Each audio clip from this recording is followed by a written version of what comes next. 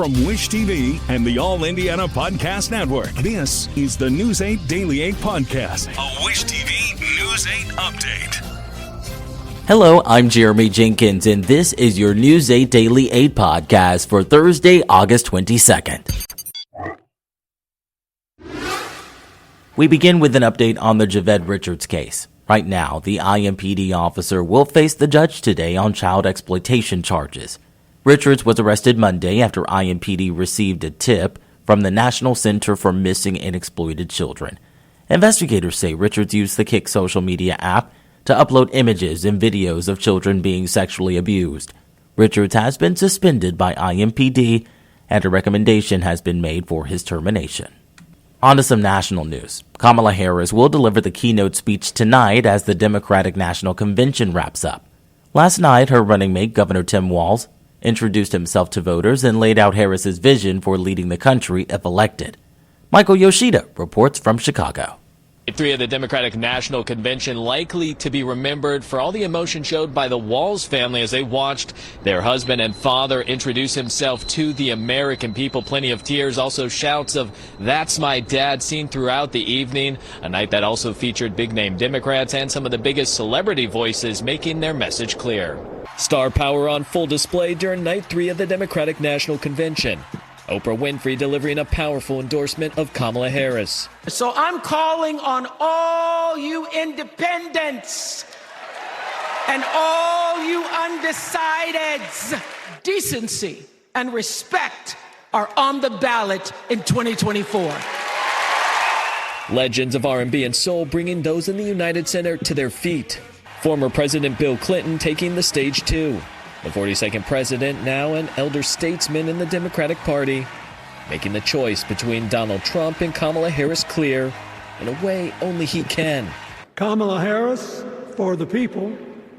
The other guy who's proved even more than the first go-around that he's about me, myself, and I. The night concluding with Minnesota Governor and Vice Presidential nominee Tim Walz introducing himself to a national audience. That family down the road, they may not think like you do. They may not pray like you do. They may not love like you do. But they're your neighbors. And you look out for them, and they look out for you. Thursday night, the spotlight will fall squarely on Vice President Kamala Harris. After completely transforming and upending the 2024 campaign, she seeks to rise to the moment and show the American people she has what it takes to be commander-in-chief. And the theme for the final night of the DNC is For Our Future. It will feature a mix of celebrity and political voices. Of course, Kamala Harris giving her acceptance speech. We're told she spent most of Wednesday preparing her remarks. And even though she's been vice president for the last 3.5 years, she views this speech as her introduction to the American people in her own voice. Reporting in Chicago, I'm Michael Yoshida for Wish TV, wishtv.com, and follow us on Facebook for more updates. Indiana delegates are at the center of a disturbing story from the convention. Several reports say protesters placed maggots on food-laden tables at the hotel where representatives from Indiana and other states are staying. It happened yesterday morning at the Fairmont Hotel. Police and the DNC are referring to the items left behind as unknown objects and say a group of women entered, placed the items, and left. The hotel says its staff quickly sanitized the area so the event could continue. Sam Barloga of the Indiana Democratic Party sent News 8 a statement saying, "The safety and well-being of our delegation is our top priority.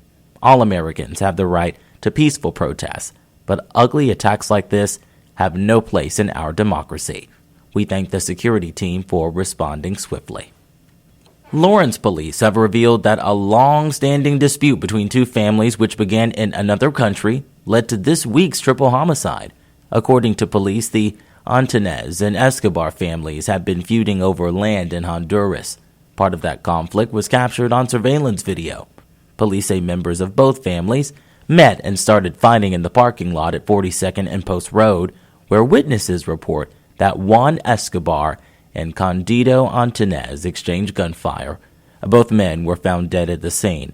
Investigators say the third victim, Daniel Morales, was trying to de-escalate the situation when he was caught in the crossfire. Police have arrested 2 men, Miguel Antunez and Santos Escobar, in connection to that shooting. Turning things over to a lighter topic, the weather. Storm Track 8 says we can expect comfortable air, but don't get used to it. We're in for a big warm-up as we head into the weekend. Meteorologist Tara Hastings has your News 8 Daily 8 forecast. Well, here's the deal. I do think it's going to really begin to warm up as we head into the weekend. And so summer is going to make a surge here. Yes, you'll like it. Let's take a look outside right now and show you what's happening up in Carmel, where we do have crystal clear blue skies. Absolutely gorgeous out there. We're coming in at 66 degrees right now in the Carmel area.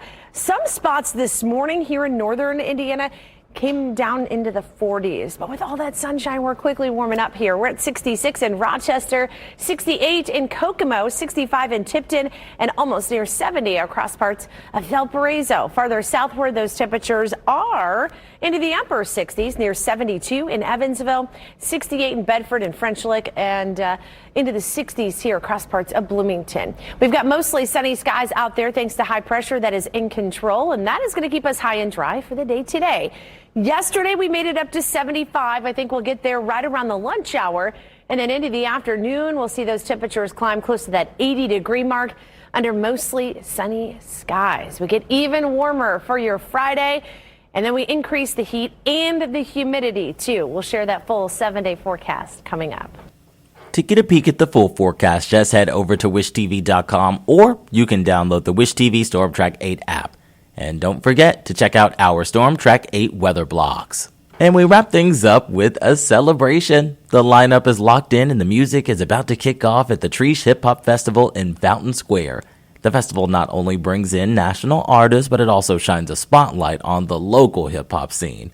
News 8's Hernan Gutierrez reports. Well, we're inside Square Cat Vinyl, one of 7 different venues for the Chreece Music Festival happening in Fountain Square this weekend. They're going to be shutting down the streets outside. There's going to be vendors lining the neighborhood over here. Here to tell us a little bit more about what's going on is Jane and Oreo Jones. Good morning, guys. Thanks for being here. You guys are organizers of the festival. You guys helped put all of this together. Jane, I'm going to start with you. Tell us why people should come out. You know what?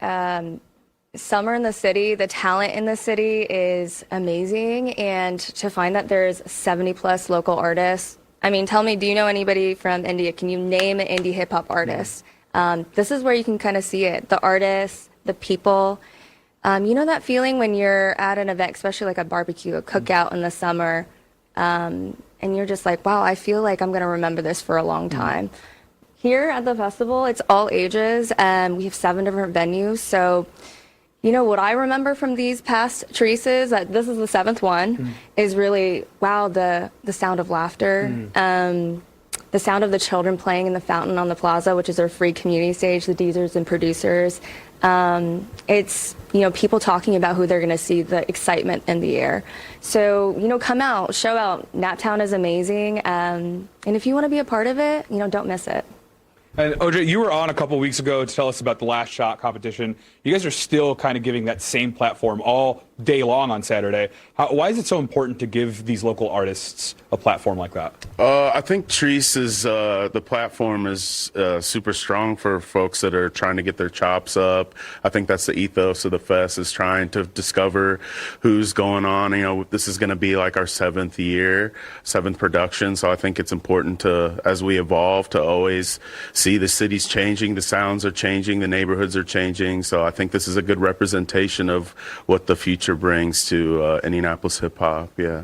All right, guys, thank you so much for your time. Tickets are still available. They start at $40. We already have an article up on our website, wishtv.com, on where you can find those tickets. All of the beats, all of the music that starts here in Fountain Square on Saturday at noon.